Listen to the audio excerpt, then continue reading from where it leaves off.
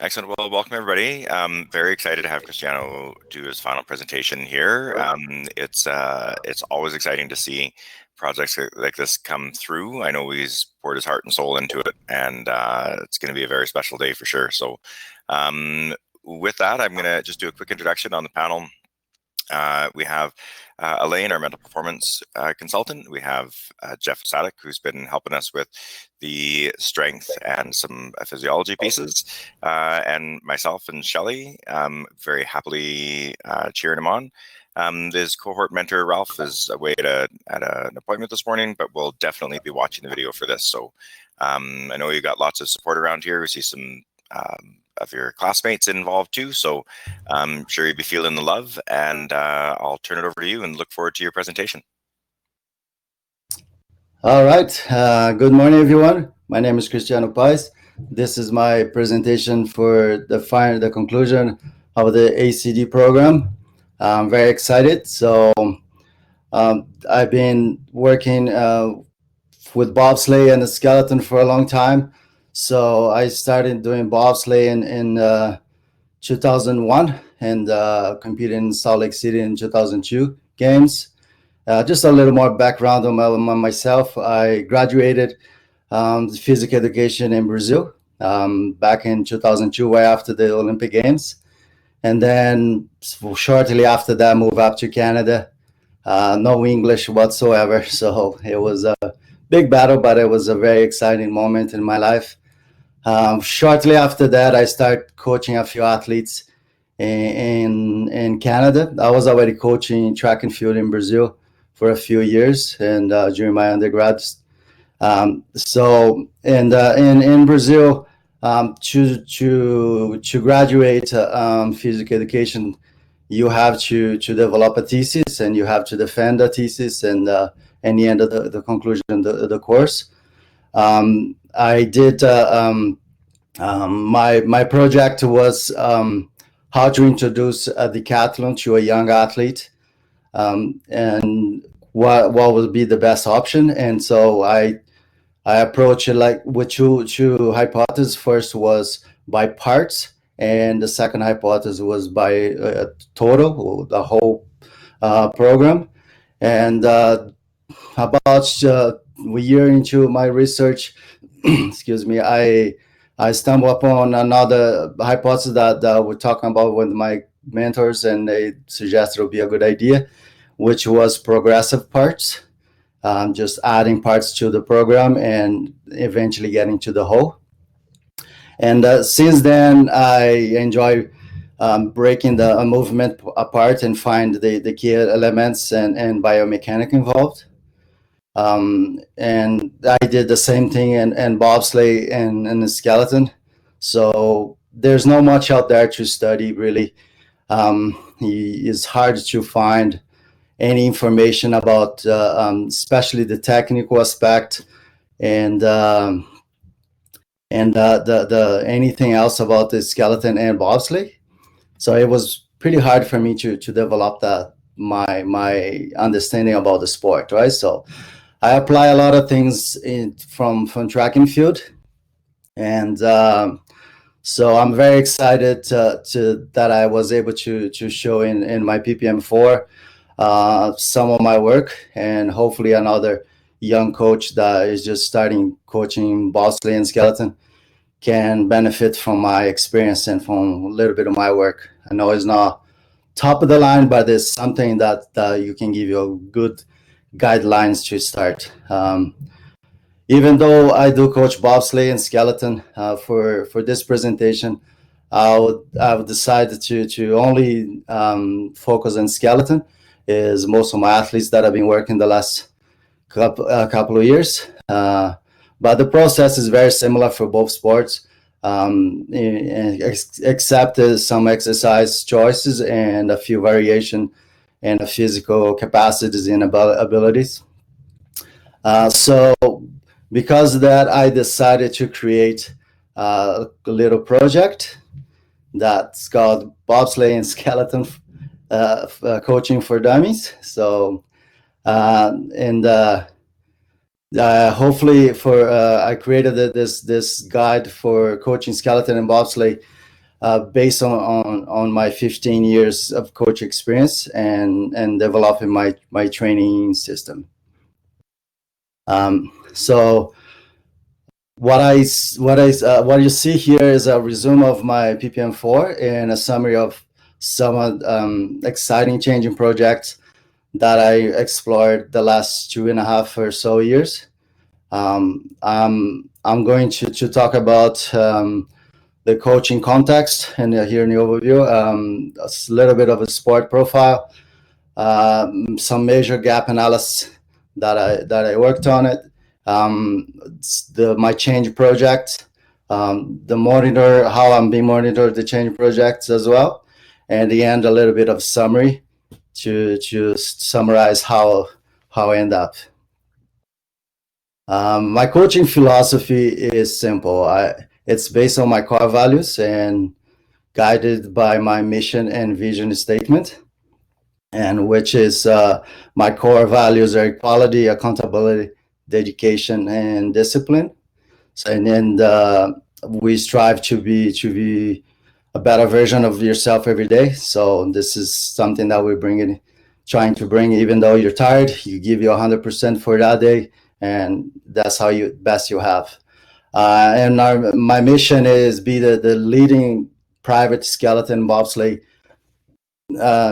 group, training group in Canada, and we're pretty close up there. So, and then, excuse me, a little bit of a sport profile here. I'm going to give a little summary of what bobsleigh skeleton physical abilities. I won't talk about all of them, but mostly the very high ones and some of the high ones. It takes years to understand and truly appreciate the complexity of sport and of skeleton and bobsleigh.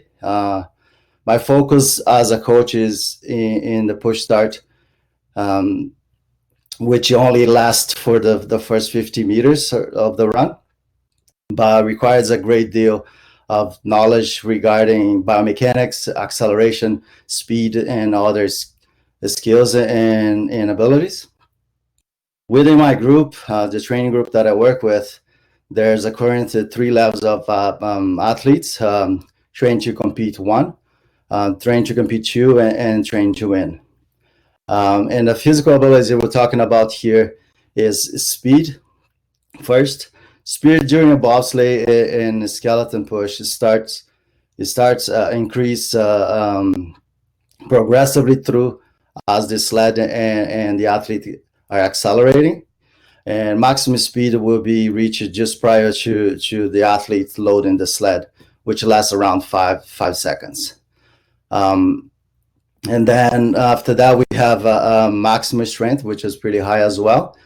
And it's exerted at the moment of the inertia, where it's broken as the sled and the athlete leave the block, and increases slightly throughout the push until it peaks again at the moment that the athlete loads into the sled.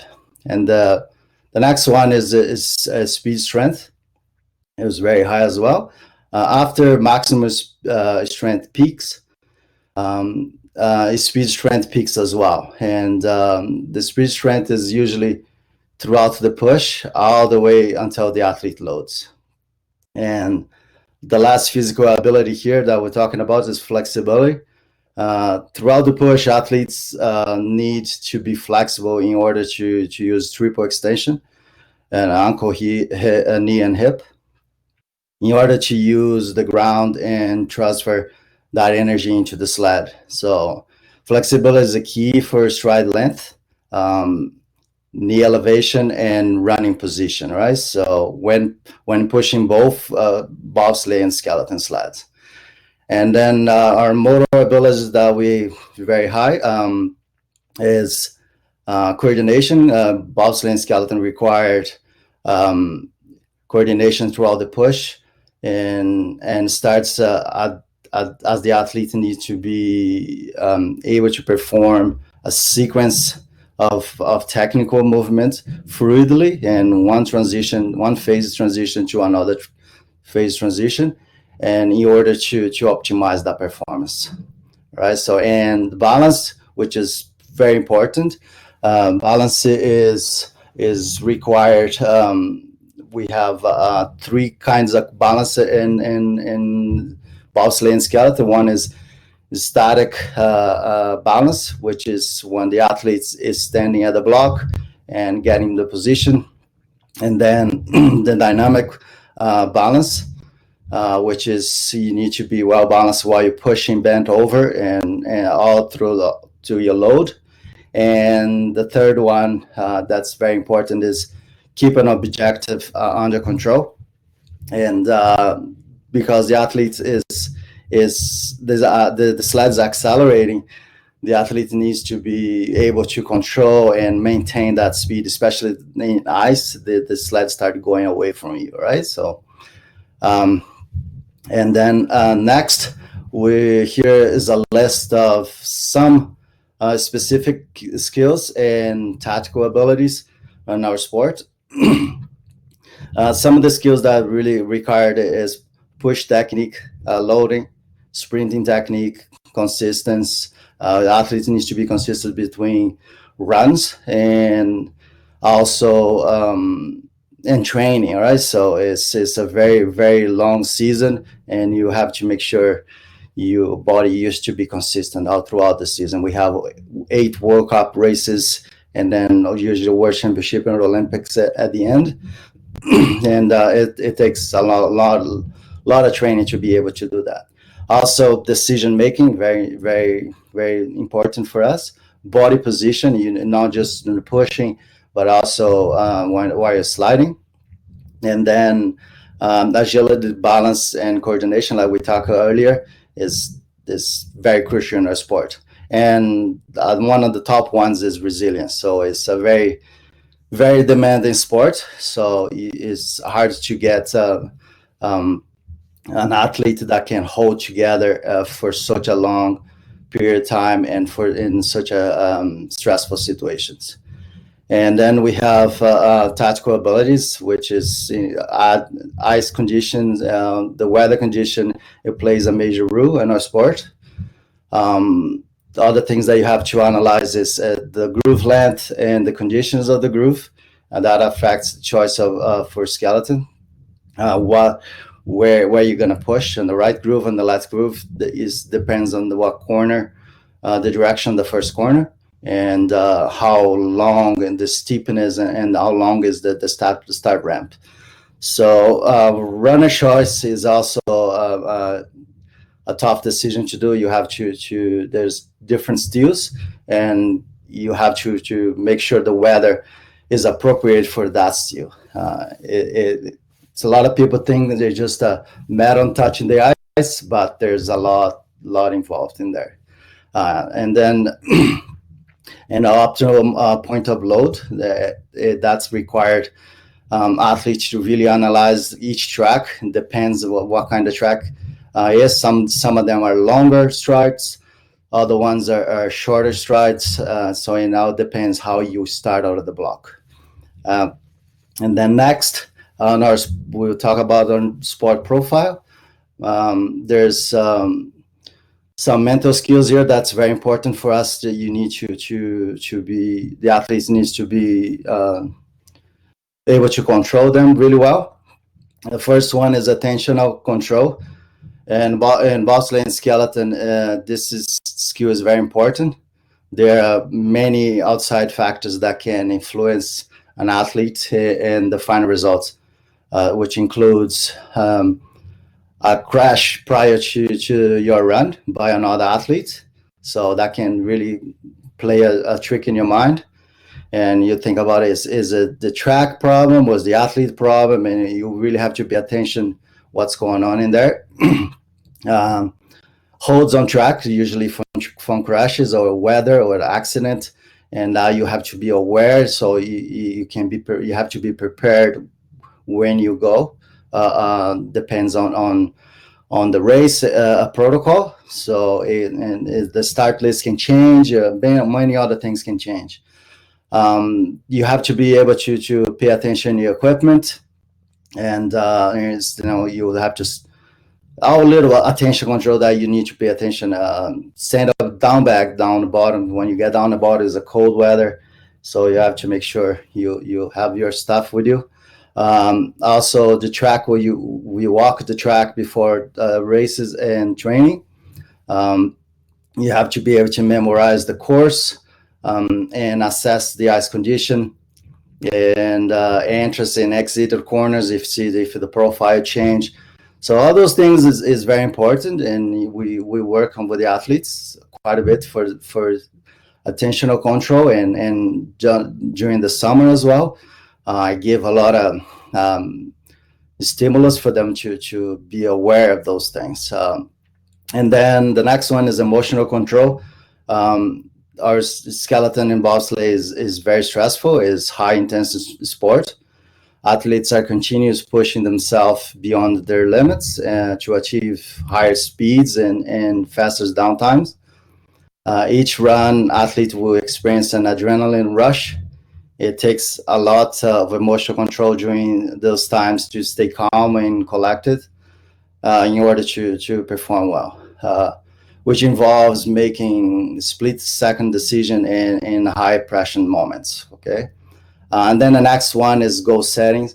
So, and as in any sports, athletes need to set long-term and short-term goals to assist the direction, the training plans, also their training plan and competition plans, and overall direction of their sport career.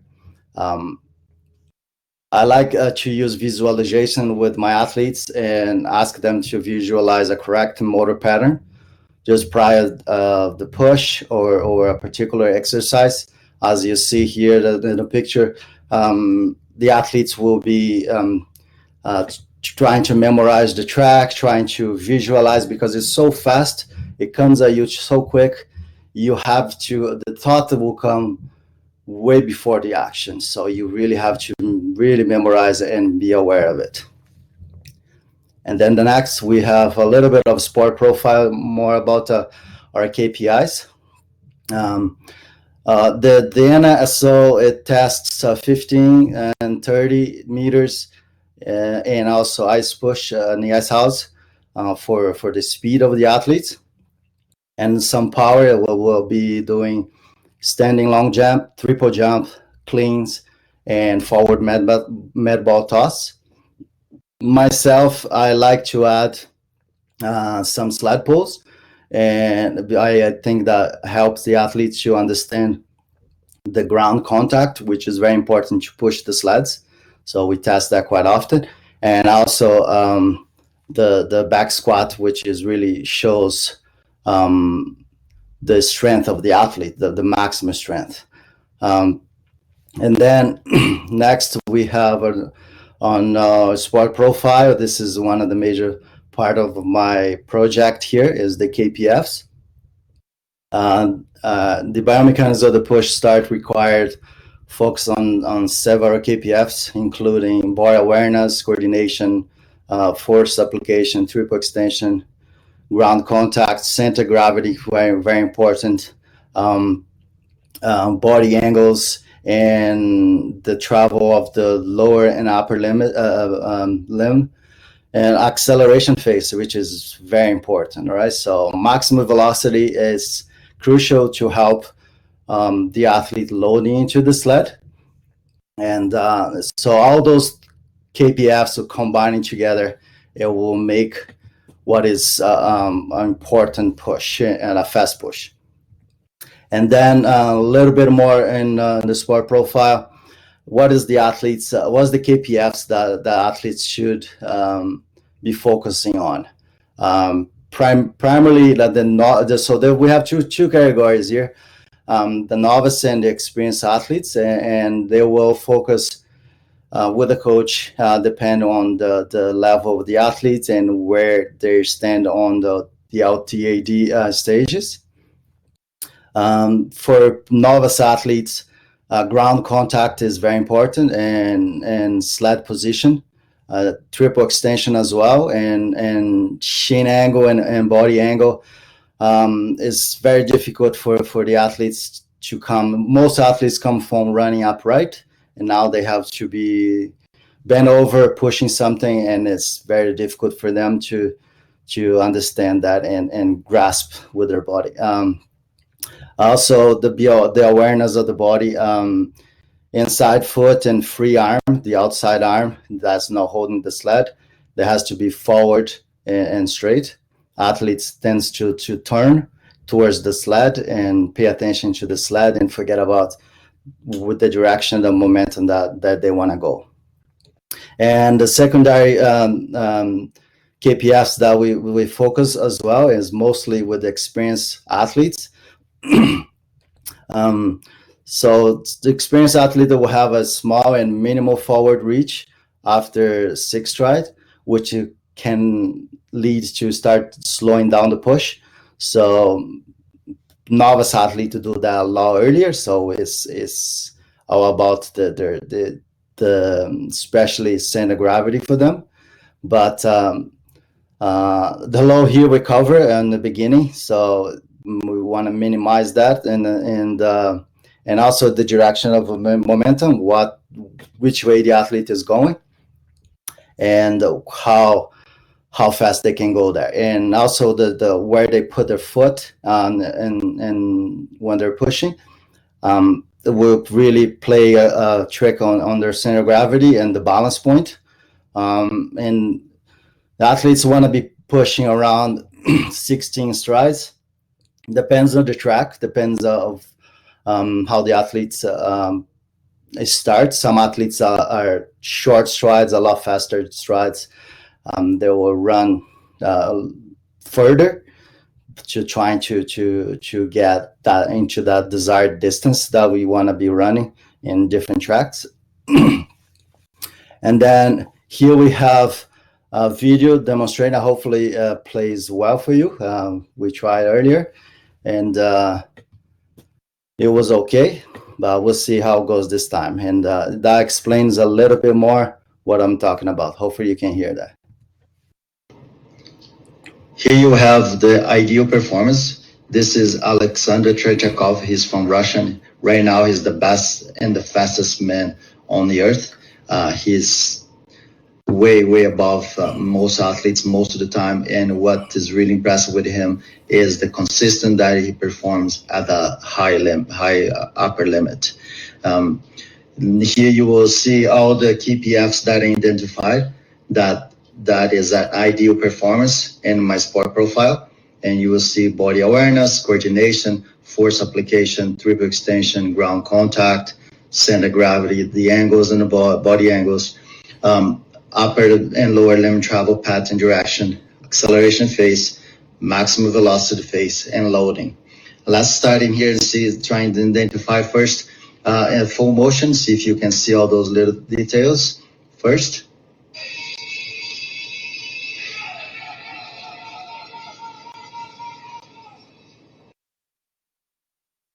And this is 476. It was the last big race that we had in Calgary, and that was the push record in Calgary. It was the fastest anybody ever pushed in Calgary. And here we're gonna try to get real short and identify a few things here. So, well, I'm gonna be talking about the things that I identify that I believe is the key performance factor for the sport. You'll see here force application and momentum of direction momentum. You can see how the sled is in front of him with arm extended. Also, you see the back leg having a low heel recover, triple extension, full body extended, ankle, knee, and hip. Center of gravity, you can see where his body center of mass is going to hit the ice in the perfect spot, and he'll get balanced. The sled is still in front of him. And here you'll see the shin angle being dropped, and he stay in that position, direction of the arms. You can see one is pushing the sled, the other one is far back, and he doesn't cross much his arm and keeps the low drag and here elevate in front of him, right? So you still have that shin angle very similar to the back leg extended. Also, and here you the acceleration phase, and you see he starts lifting the heel a little bit, but ground contact is right all the time with him. See a beautiful triple extension. The momentum and direction, very nice, very nice. And also we aim to push about 16 strides and most of the tracks.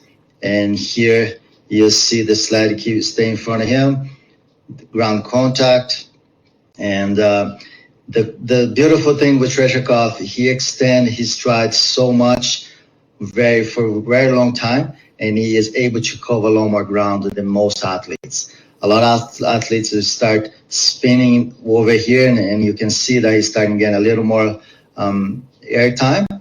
But most athletes will be having a lot of air time while around here, and still he has really good ground contact. And then towards the end, and he was able to extend so much that he's able to do 16 strides and run a lot further and cover a lot more ground than most athletes. Most athletes will be loading around here, and Tretyakov is still covering ground with the same amount of strides that you see in the other athletes. This is the ideal performance for skeleton pushing. Great. So hopefully you can see a little more and understand a little more what we'll be talking about in the next little bit here. And then next is I did a gap analysis and found a bunch of things that I need to work for.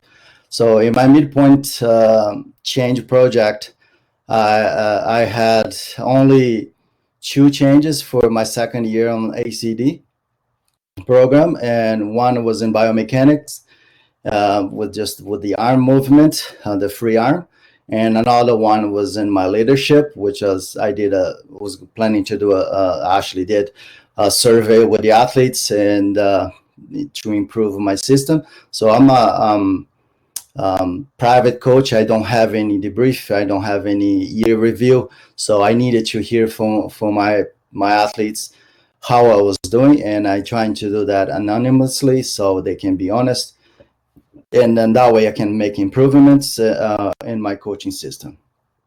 After the midpoint presentation, I identify 2 major gaps in my training system, which I decided to focus on my second year on the ACD program. Interestingly enough, after completing the TCM4, which was a strategic planning presentation, I found another bigger gap that required my attention, and which it was limited strategic planning and communication. So this resulted in one of my original gaps, the leadership change project, becoming a small part of the new gap now category that I identified. I did more in-depth gap analysis on my athletes' performance and my training system, and identified 2 categories. So the first category that I identified was biomechanic KPFs that we'll be working on quite a bit here, and we did really successfully address the gap. And the next one is the strategic planning and communication gaps. So my first category is the biomechanics KPFs. And after analyzing my athletes' push technique, I recognized that there were a number of gaps on their technique, mainly because of the different stages the athletes are in. We have 3 different gaps, and we saw different problems in different gaps, which required special attention. And I noticed that the KPFs that required the most attention were upper limb travel path and direction, the lower limb travel path to direction, center of gravity, triple extension, and force application. We need to address those to get closer to the ideal performance that you just saw in the video. And by addressing those 5 KPFs, we're able to also improve the other 6 KPFs that I identify being the 11 good things to have to be able to push fast on my sport profile. The hardest part for some athletes is to switch from upright sprinting to bend over push position. It's takes some time to figure that out. In order to address each of those biomechanics KPFs, I developed specific exercises and drills.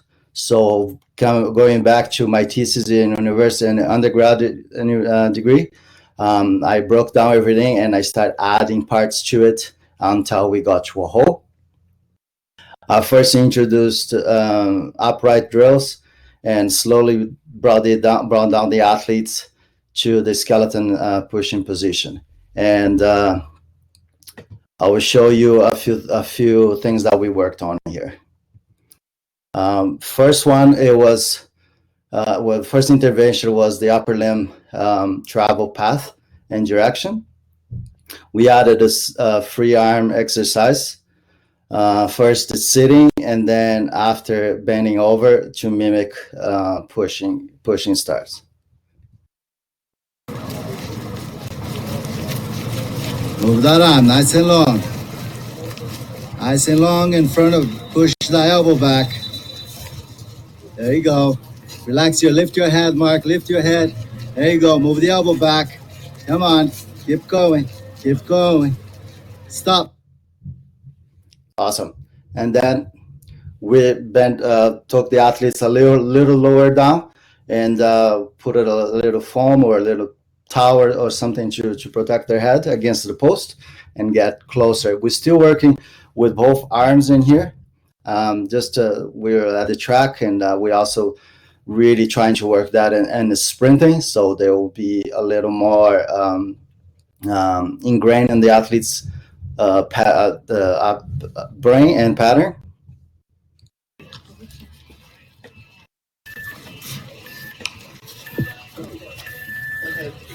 So this was earlier in the summer last year, and you can see some athletes are pretty short. Other ones are getting a little better, but we improve a lot as the sessions went by.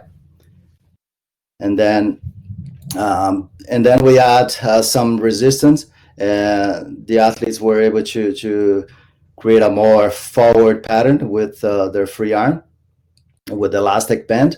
We also have an athlete holding the elastic, a partner holding the elastic band at the back, having the hand hovering so they can have the sense of touch of their elbow back, so they know they're going back far enough.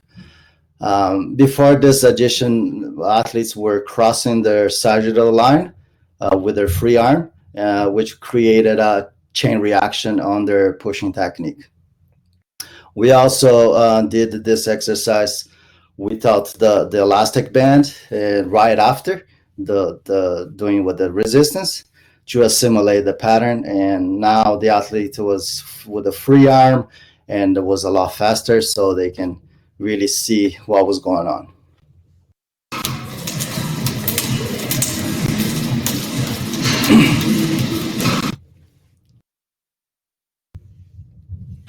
Our second intervention was on lower limb travel path and direction. Many novice athletes will open their knee angle too early and too far during the push, and so we had to address that. Go, 1, 2, 3. Go, 1, 2, 3. Go, 1, 2, 3. Keep it close. 1, 2, 3. Good. So as you see at the end here, the first athlete, she's open, her toes are in front of the knee quite a bit. And the other athletes in the back, you see, I don't know if you were able to see earlier, was holding a little further back. She is a ballerina for 11 years, and she's very flexible. She's having a hard time to control her movement, so it's just easy for them to stretch it out pretty easy. So we really have to work in this to keep that shin angle a little closer, not extending that knee out so far. And then the next one we're still working on lower limb travel path interaction. Um, there will be also the athlete will have some high heel recovery in the early stage of the push.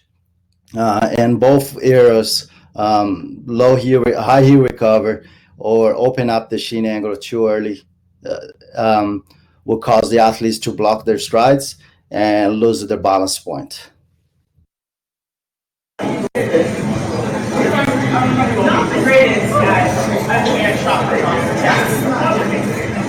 Extend a little more.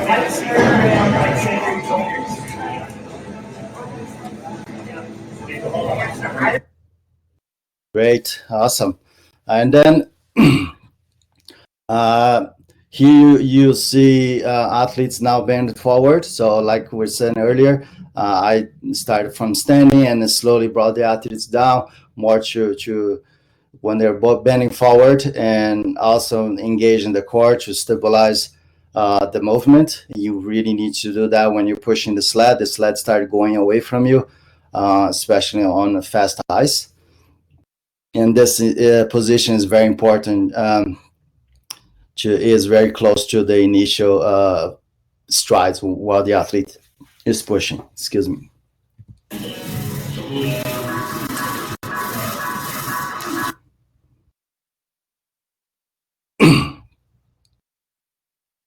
Great. And then another KPFs, the important KPFs, it was center of gravity. By placing the athletes, their strides in the right place, they can have a good balance point. And athletes is able to have a better acceleration phase. First, we introduce standing exercises.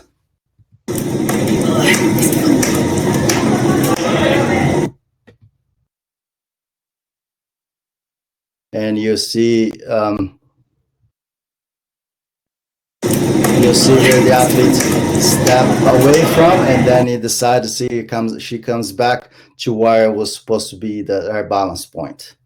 Okay, and then next we added some resistance and changed the athlete's body angle. This exercise also helps with the athletes with their triple extension.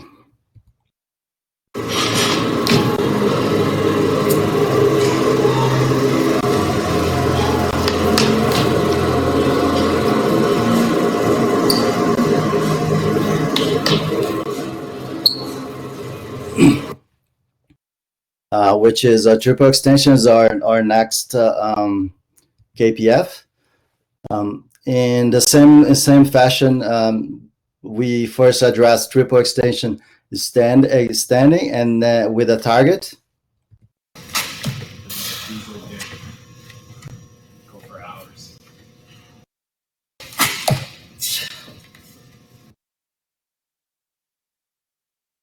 And then next, we increase the load and lower the athlete's center of gravity and change their body angle.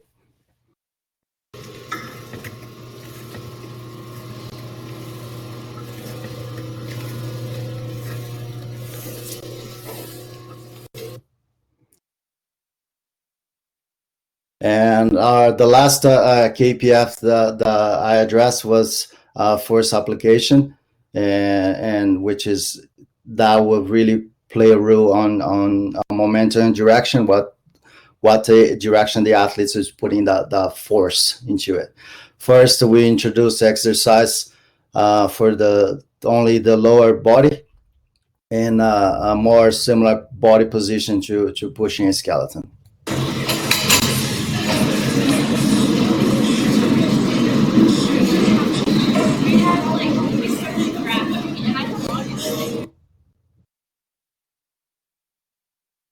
And finally, a combination including the whole body.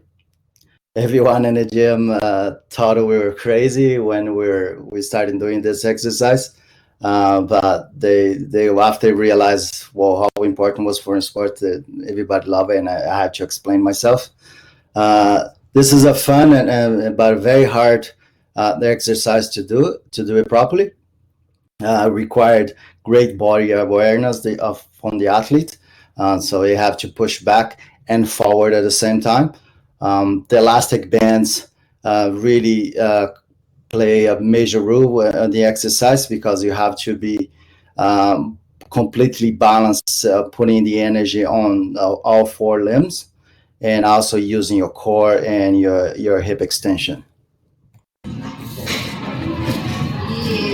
Yeah, push it down and back. Come on.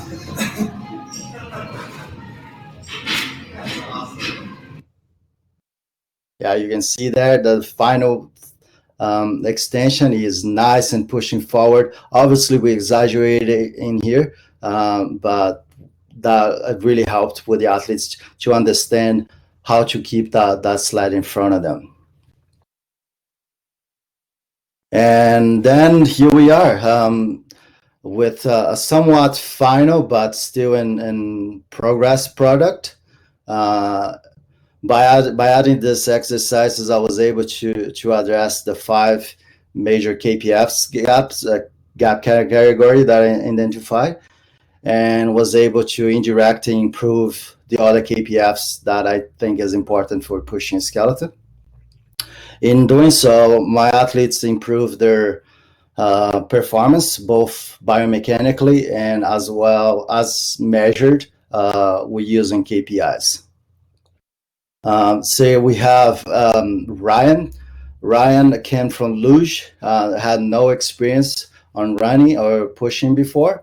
It was really good to get Ryan because he had no experience. He ended up doing really well the last season, and qualified for the YOG, the Youth Olympics, after just 1 year training. And he started with me right around when we started doing the ACD program. Of course, Ryan is maturing in the sport, but that shows the value of the new drills and training method introduced the last 2.5 years is really paying off. Here we have a short video that I made explaining a few things. Hi everyone, here you can see the final product, or actually a good step forward. We're still working quite a bit in this athlete. This is Ryan. He started with me way after right just at the same time that I started the ACD program, and we had some amazing results with Ryan. You will see here while we're working on the key performance factors that we that identify in my gap analysis, and you will really see here the upper limb travel path interaction, the lower limb travel path interaction, also the center gravity, the triple extension, and the force application. Just keep in mind that Ryan now is pushing much faster and much better than he's doing now.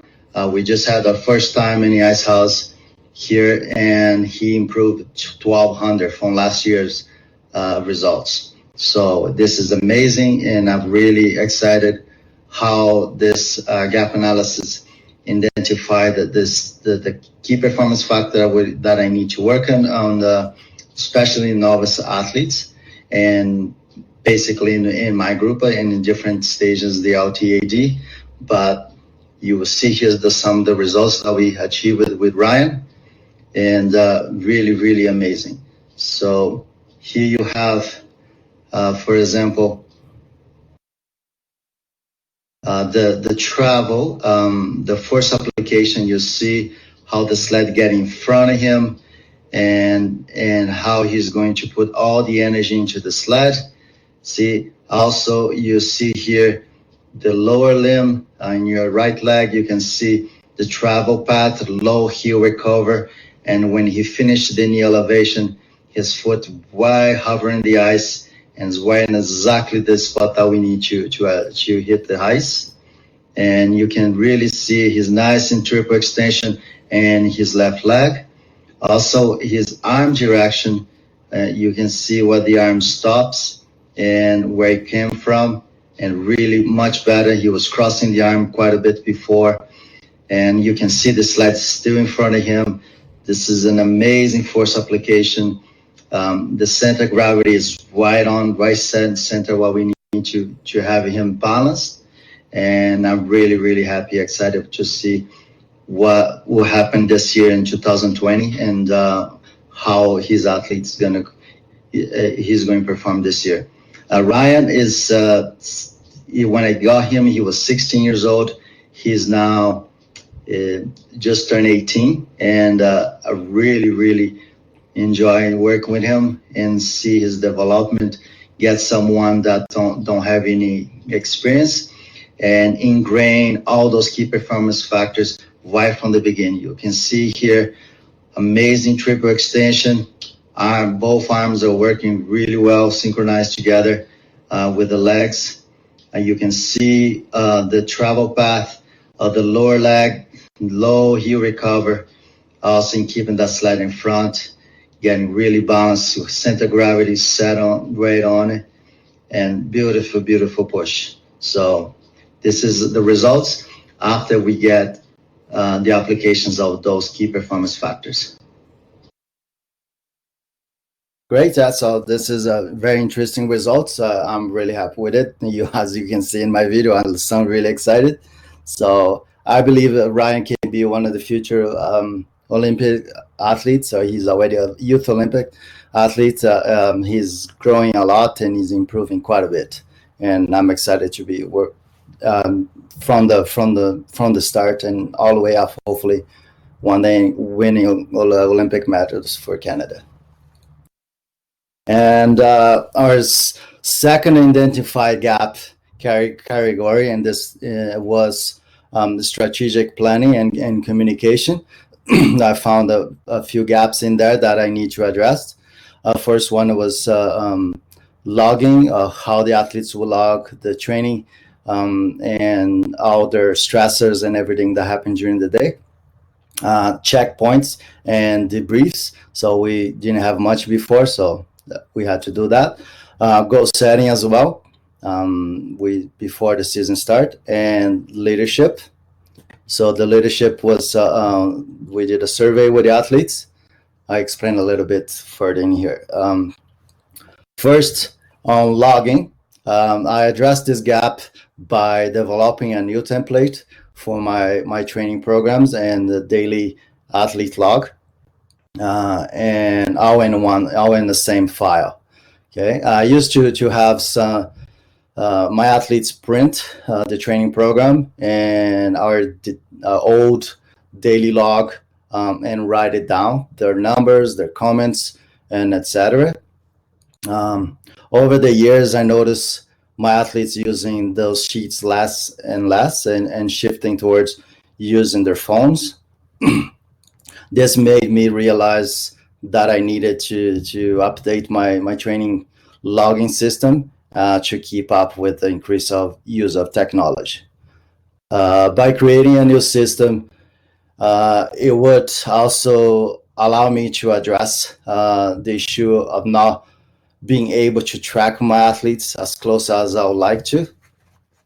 For example, their training loads, the sprinting and pushing times, some of the injuries or nagging parts that they're having, or stresses during the day in their life, in their day-by-day life, how their nutrition was going, and supplementation, etc. Here you have this is the just a copy of my old system, and then since then, implementing the new system, as you see here, completely different. um, I'm very happy with the transition from the old system to the new one, as I received some good feedback from my athletes as well. As this is still a new system, I expect that I will be making ongoing modifications in a template, based on my own reflections and observations, and the feedback and ideas that I receive from the athletes. The new system is completely electronic. We use Dropbox We have a folder for the individual athletes. Each athlete will have their own folder, completely private, and myself and the athlete only have access to that.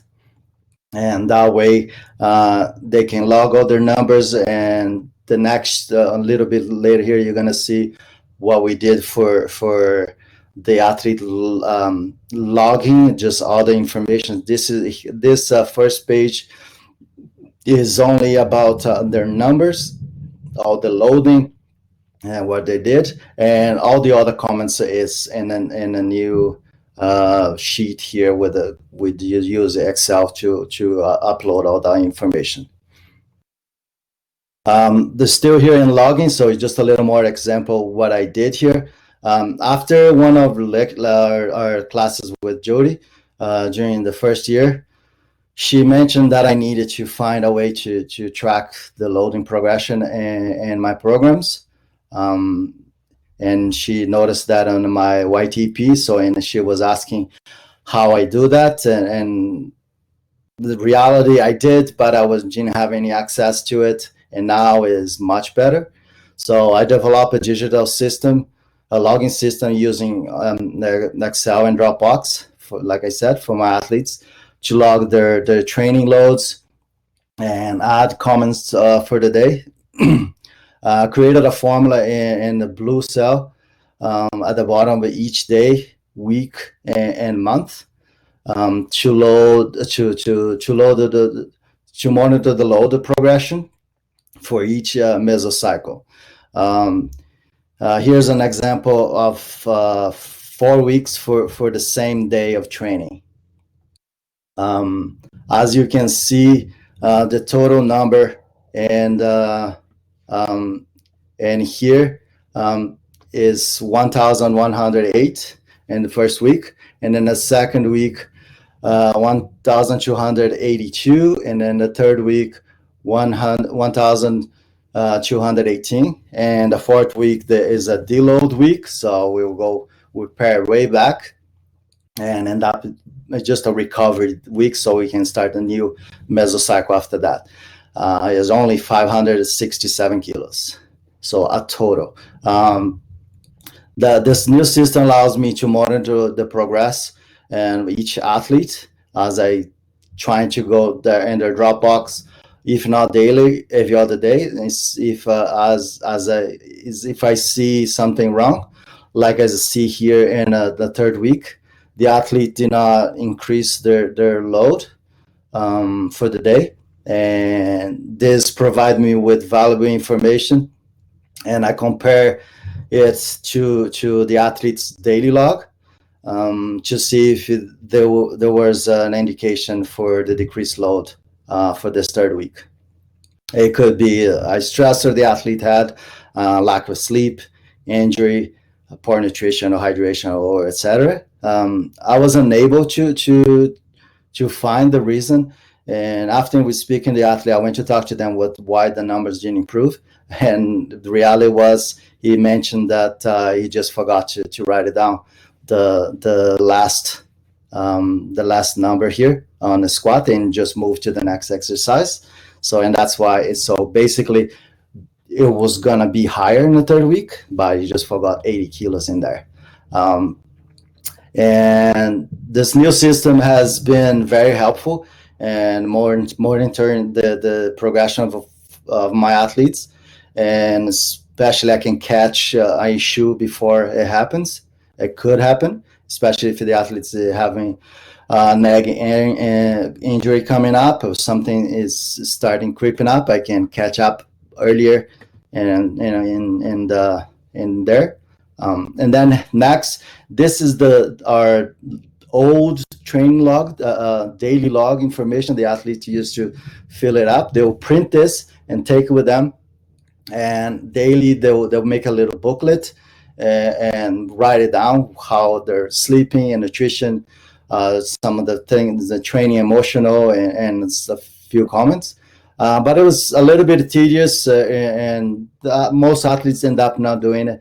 And if they did, I will not have any access to it, and it just end up being just with them. so it wasn't good. So I created the new one, the new daily log. This is together with the same program. Athlete will just writing down some of the comments of the day, uh, what kind of stresses they had, some of the goal settings for the mesocycle, for the microcycle and the mesocycle, and what they should be working there. So they will get the program on in the weekend. They will look over and make some notes that what they should be looking focus on this week. And as a coach, I'll go there and I'll check. Sometimes I'll write it a little note related to what it was, and I can check how everything that they're done here, if they did in therapy or how their emotional is going, and I can compare one sheet with the other one, and is helping a lot.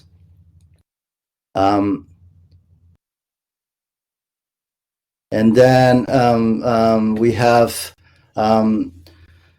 the next one is checkpoints and debrief. So basically, by implementing a post-season debrief and checkpoints throughout the year, has allowed me to have a private, more productive, open discussion with my athletes about their previous season and what their plannings and how the program is going, how the system is going, any concerns or goals that need to be addressed. And little bit of the goal settings now. I addressed this gap of not formally discussing or recording any goal setting by creating an electronic document that my athletes can complete on their phone or computer and share with me. It summarizes the benefit, the different types of goals, long goals and short term goals. As guided, this document also guided the athletes to think about their goals and to set them properly. I received this document and the goals outlined by the athletes during the postseason debrief. We went through it, which also serve as a preseason planning session. Prior to the meeting, I'll review their goal setting and comment on them as necessary. As you can see here, the athlete had some goal for here, and I thought it was not good enough. So all the blues, and there's about 4 or 5 pages that I made a lot of comments, and we will address during this meeting. We're able to discuss each goal and also explain my comments and thoughts regarding their goals. Sometimes some athletes was a little bit out of the league, so I have to say, okay, what was the plan to achieve this goal? So we have to make sure they understand the goal was reachable. I actually found that use the completed the goal setting sheet and the new training program and the athlete daily log helped me to guide these meetings and document what was discussed for future development and in the meetings. And the last one, it was about leadership. We did a 2-step athlete survey, and where I asked I end up after getting. So we do the first step. I'll send a survey to the athletes. They'll comment positives and negatives things on my training system and everything that the daily basis and programming, many other things. And we will address that. So after I receive the first step, I will compile all the information. This is completely anonymous, and I compile the information. So I send it back to the athletes, and now I ask them to rank what is the most important and a positive and a negative, and things that needs to be addressed or kept. This was actually my project after my first year in my midpoint presentation. So all I have was the free arm and the leadership, and now it became two major categories. And here in the last, and how I'm monitoring this change project. Um, uh, the training objectives outlined above have been implemented into my training system and programming since beginning of training in April 2019. I have been monitoring any additional changes, all the additions and the changes that I have made, and also the process of the progress of my athletes. Um, this monitoring will has been allowing me to adjust as needed, and I expect the improvements to be achieved in different timelines depending on the athlete's LTAD stage. For example, an athlete on train to compete stage may take longer to progress than athletes on train to win stage. And then there's a little summary here. I found this process of building my integrated training plan to be a very valuable and eye-opening experience. It clearly demonstrated to me how much I have grown in the past 2.5 years as a coach. When I look back at some of my first rubrics and presentations, it's interesting to see the changes and progression and the transformation that occurred. Um, when I reflect back on my coaching prior to this course, I can see the difference and the improvements that I have implemented in my training system, especially in my leadership. I look forward to continue my development as a coach and improving my training system as a whole as well. Even though I only show you here my two major projects based on my gap analysis, there's a lot more information and details included in my YTP and ITP. We encountered some side effects in there somewhere along the way. After we implemented those changes, like every other major project, athletes got slower and actually frustrated somewhere in there. But we stuck with the plan, and suddenly we started seeing major results. Wasn't easy for me to trust the process, and I can't imagine what was going on in the athlete's mind. But now that we can see the results and everything else, we're really happy with how this project turned out, and I'm very, very, very, very satisfied with the things that I figured it out to improve my system and to improve my athlete's technique and everything else. Like I said before, I like to continue learning and improving myself. And next, hopefully you're not so dummy anymore. All right. So, and I would like to bring it up that this information can be a lot more valuable if you see my PPM4 and see all the rubrics and all the presentations and videos that you see in there. And thank you. This is I can't believe I'm finished. This is amazing. This is well, I'm pulling on Alex here now. I'd like to thank you, all the coordinators and educators the ACD program, the CSI for putting this amazing program. A special thank you for Carrie to help me identify the need to focus on my developing my leadership change project. Big thank you for our mentor Ralph, Shelly, and Jason, and everybody else that helped us along the way. But and I can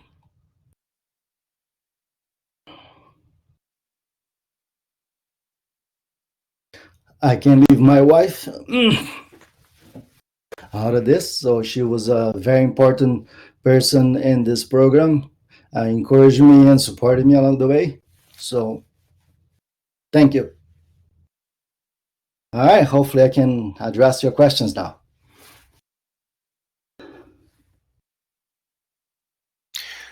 Oh, well done, Cristiano. Oof. That Mhm. probably feels like uh, a real weight off your shoulders. Congratulations. You should feel very proud. Um, yeah, it's an emotional ride to wrap up, and definitely appreciate all the time and energy, and um, your life has changed quite a bit over the program, and it's been a pleasure to get to know you and see that happen. So um, yeah, like the comments are saying here too, I think there'll be a number of people that'll have some watery eyes seeing you come through this. It's been a great ride. Um, Yeah, I'm gonna thanks. I'm gonna flip to Shelly here quick, because I know she's getting pulled in another direction here right away too. So maybe we can go from Shelly and Elaine and Jeff, and then I'll wrap it up at the end. Sounds good. Nope, you can't come to me because I'm tearing up on this end. So, Yeah, it has been a tough. just so you know, Cristiano, Yeah, thank you. I appreciate that. you're not alone. No, well done. I don't have. Yeah, it was great. I learned a lot from you about your sport over the last little bit.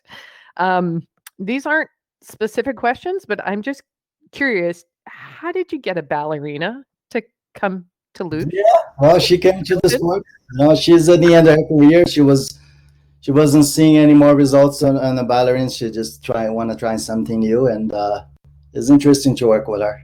So I was like, did you just say ballerina? yes, she did. She did 11 years of ballerines. So it's Oh my goodness, we don't have to work that's in fascinating. flexibility. That's for sure. That's fascinating. And then my only other question was, um, in your gap one, all those exercises, because I know over the past couple of years you've done other videos. Did you create all those exercises, like including the last one with the resistant bands? And I was watching that going, I would be an absolute disaster trying that. Yeah, well, I'm very creative. So I come Okay. from a country that have very limited resources. So you got to be creative to get the best objective you can be. So I feel them. Obviously, I got from other athletes, other coaches, and things that I see in the web, but I I see that fits well for our sport. But I'd also make my little bit of twist in there. That was awesome. Those were excellent. And Jason, I will stay on. I'm just going to jump onto my other headset so I can watch the chat in here until we're done. Okay, great. Thanks, Shelly. Well done, Cristiano. Thank you. I appreciate that. Cristiano, well done. It's Elaine here. Congratulations. You had me tearing up as well. So, Sorry about that. and one thing, just as a comment, kind of leading off what Kelly said too, with that ingenuity with when you're working on the sports application safety up there with the bands and the weight bars. One thing I really picked up on early in the course from you is your creativity, and I think that it's such a gift to be able to look at situations from different angles. You really have a strength with that. And so I just think your athletes are so lucky to have you to be able to see different angles and solve problems in a way that may not be as traditional for some people. So way to go. That's very cool. Thank you.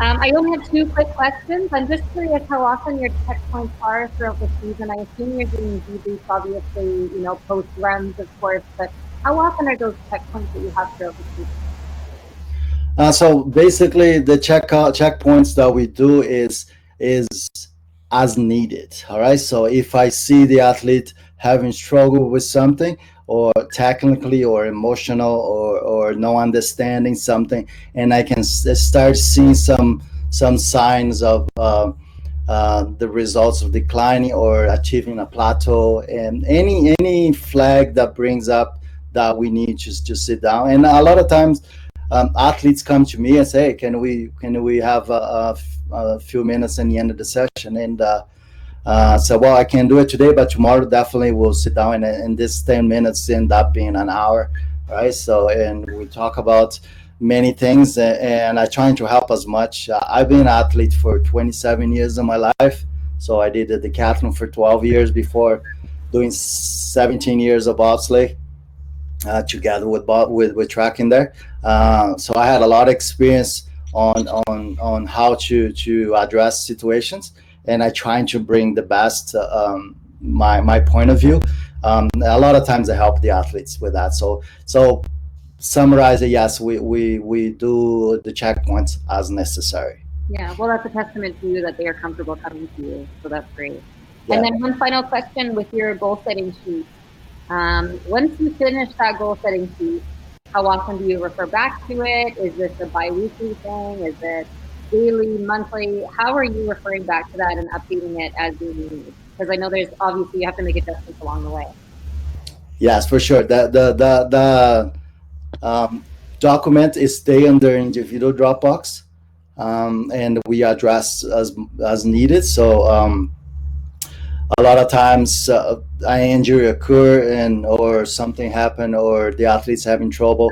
The results may not come in a timeline that they addressed before, but we trying to address as much as possible. And every time we have a new personal best or something, we will jump in there and change the goal, and it's an ongoing document that we always review. So awesome. Well, my biggest congratulations to you. I'll raise a cold one for you tonight. I'm sure you'll have a few. I really celebrate well, enjoy this this sort of finale. I know you're a continual learner, but a big congratulations to you. Thank you very much. I believe I'm up. Cristiano, well done. Congratulations on finishing this. I think it was a fantastic job overall. Thanks, guys. Actually, Elaine kind of asked some of the stuff that I was going to allude on to, which was great. I think you answered it very well. I think you do a fantastic job of, and I don't want to, you get athletes from so many different sports and so many different backgrounds. And, you know, you look at the Russian athlete you demonstrated, and that's the perfect athlete, right? And now you're getting athletes that are trying to fit into that box. And I think you do a fantastic job of identifying the key indicators that help get that bandwidth as close as you can, because you have, you know, and that's with every sport, because this is a secondary, in most cases, skeleton and bobsled is a secondary sport with many of these athletes. Like you said, you have a ballerina, you have a kid coming from luge, which, you know, they don't even sprint. So I think that's a commendable to how you handle that situation. When you say the biomechanical improvements, how are you measuring that? So I have a little folder with different videos of the athletes.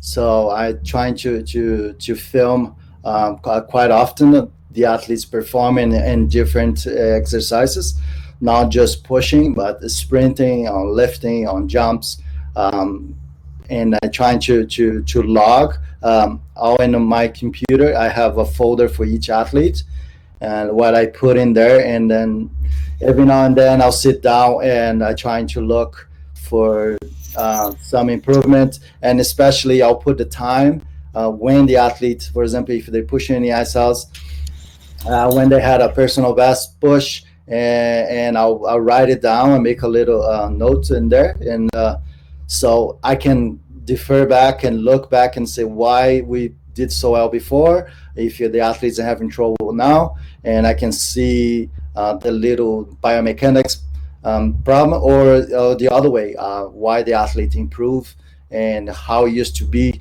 So I have hundreds of hours of videos from so many things. I'm taking videos every day, and I try to log. So it's a full-time job just in there. I have files all over the place, and now thanks to iCloud, I was able to put everything together in this, and I have all in my computer, so I can address all of them and check them out. Even if I'm on the phone, I can pull it up on a file and show the athletes, so here, this is what you did before, and this is not happening now, or here what you did before and you improve here now. So excellent, because that's going to lead to my secondary aspect is your ability to log. The way you have it set up there is fantastic. I really like that you're logging everything. In some cases, it's very difficult to log all that information for athletes, and I commend you for being able to have that group and have that buy-in, because that is fantastic. So the only thing it's not even a question, it's more of a suggestion, and this is going to be a process for you now that you're done and you have a little extra time on your hands, would be taking that logging and creating it to be seamless with their daily wellness, so that you can match them up instead of having to look at the two separate sheets and try and make those connections, of having it somehow graphed so that it's a little easier for you, because you're right, it is a full-time job.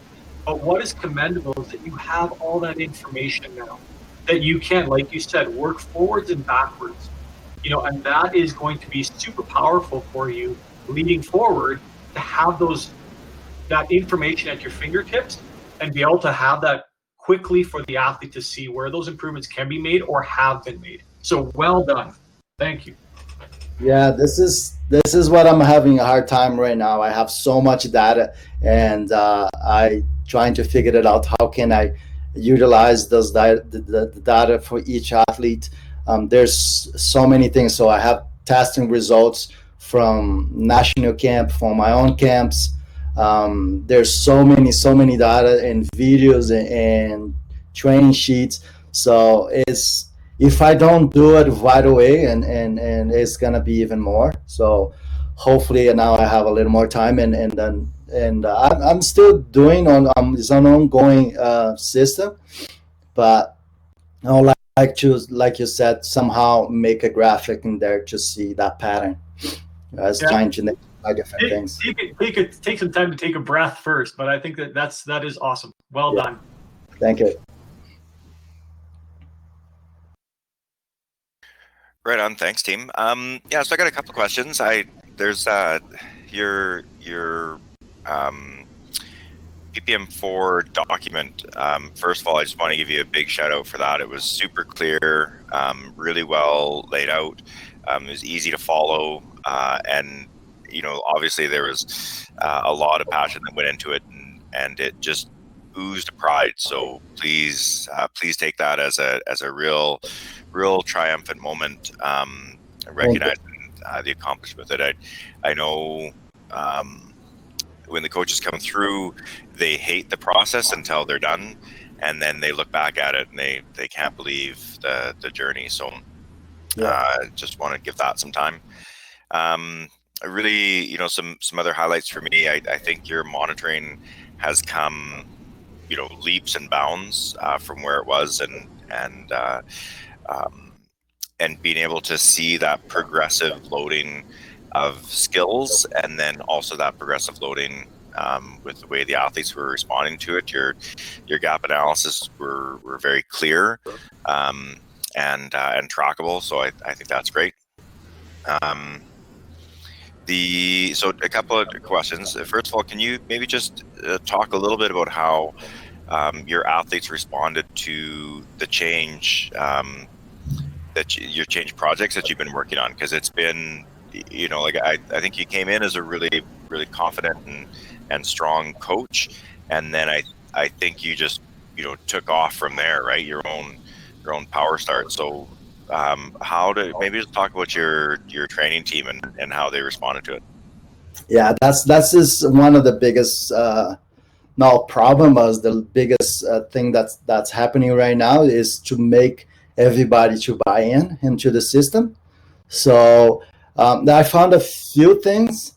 One of the things that I found is the people that don't log on the information, they don't want to, or two things: they don't want to see it, or they don't want to show me that, because So because and it's I trying to get in their mind for them to understand the value in it, because there, so a few of them will do halfway and they'll stop after a couple of weeks, and then you don't have a completely data.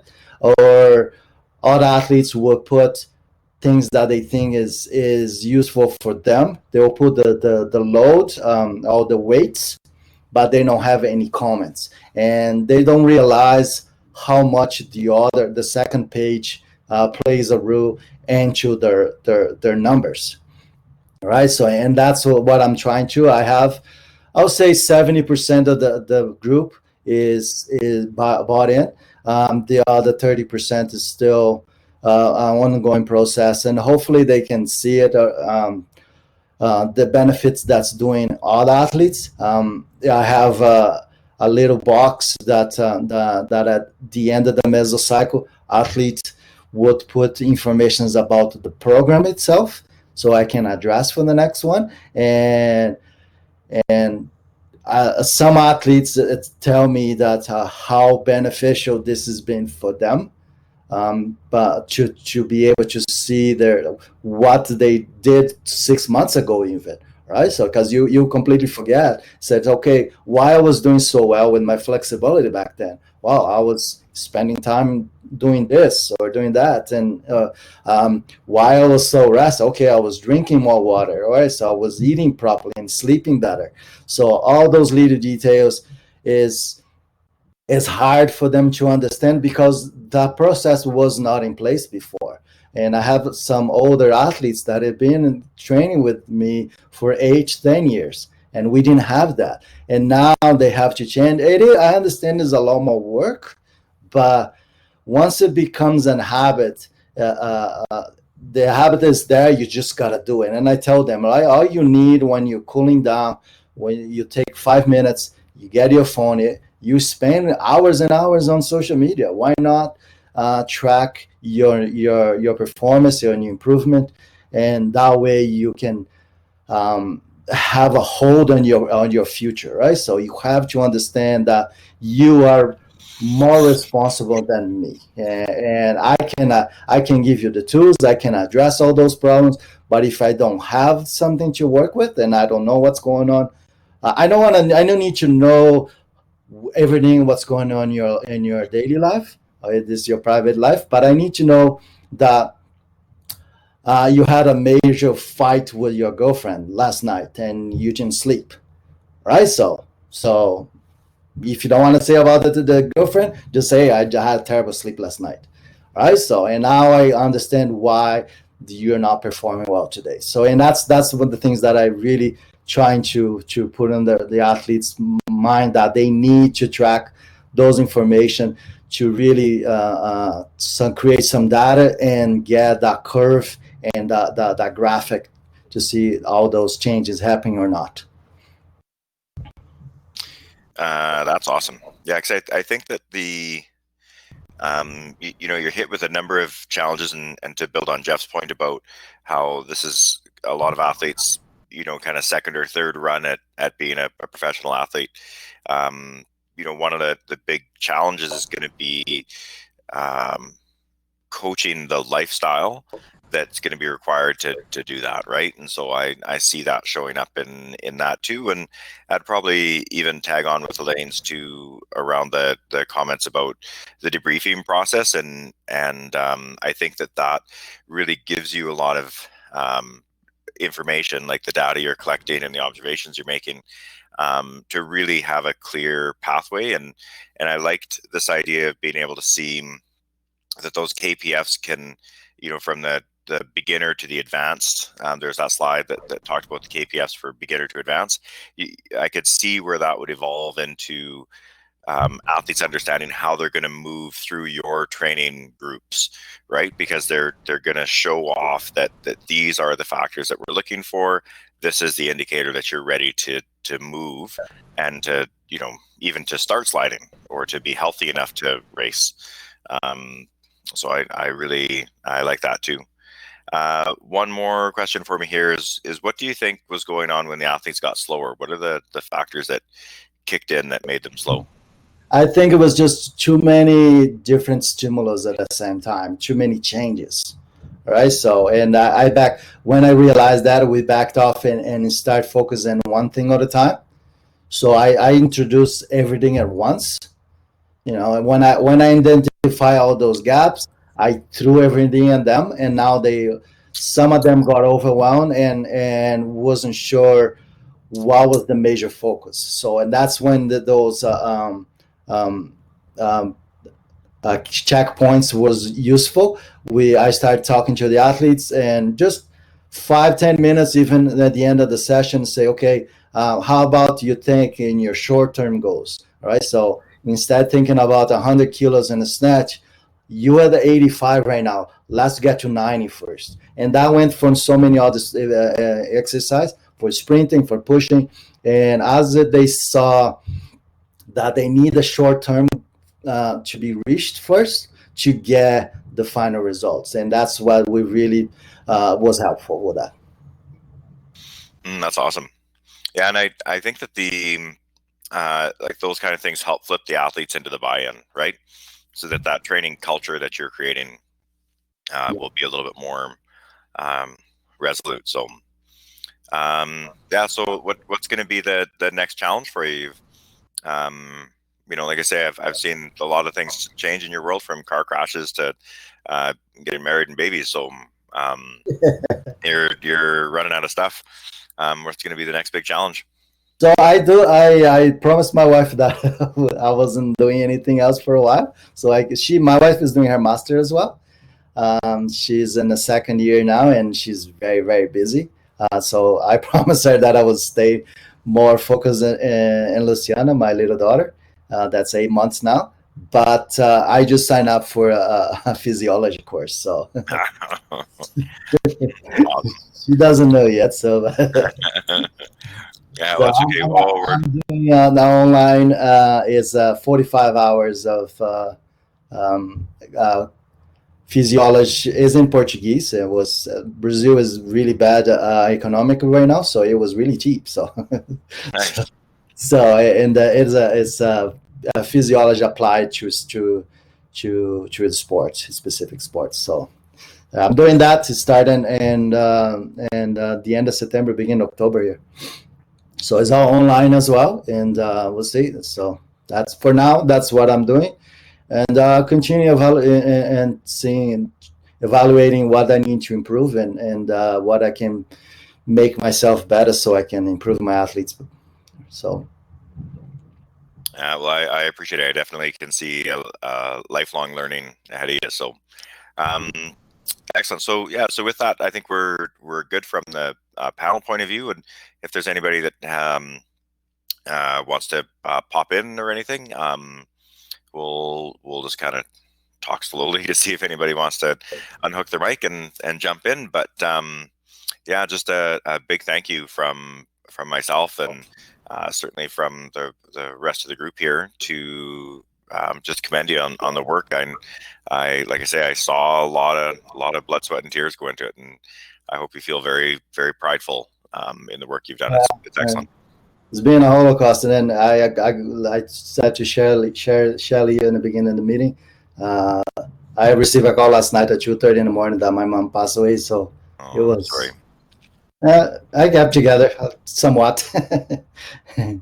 Yeah. So yeah, COVID is causing havoc in Brazil. So her husband died 2 weeks ago, and then it was her now. So I'm very sorry to hear that. That's a hard way to start the day. Yeah, that's okay. It's done. So, and she's have a lot of health issues, and it was really quick. So COVID took over, and 1 week she died. So Wow. yeah. So yeah, but it is what it is. Like our good friend Trump say. Yeah. That was well played. Yeah. Okay. Well, my condolences to your family. That's hard. And I appreciate you being able to get through this today. So, yeah. So I think that there's some comments in the chats here. Yeah, that's tough. Sure, yeah, and Elaine's just offered here too. So yeah, absolutely keep in touch. In the next 2 weeks or so, I'll collect any feedback from the panel. If anybody wants to share some information to me, please just send me an email, and then we'll do a debrief and put a bow on this. But congratulations, it's a real milestone. Well done. Thank you.